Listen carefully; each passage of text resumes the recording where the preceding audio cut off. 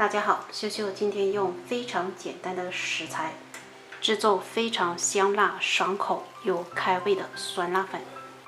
红薯粉条先用开水提前浸泡20分钟，趁这个时间切点葱白，再切点蒜末，切好装在大碗中，再切点葱花跟香菜末，切好装盘中备用。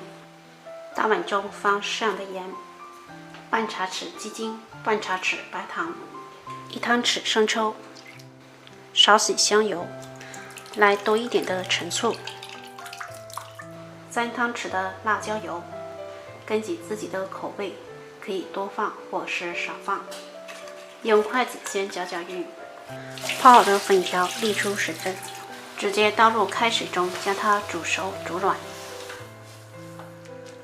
煮好的粉条直接捞出，过一遍凉白开，这样吃起来更劲道。再将水分沥掉，直接装到大碗中。先用筷子将它拌匀，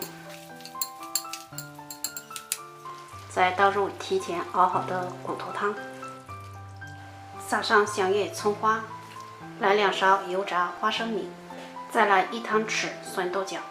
超大碗的酸辣粉条就做好了。材料做法都非常的简单，吃起来酸辣爽口，粉条非常的劲道，非常的开胃。喜欢的朋友可以在家试一下。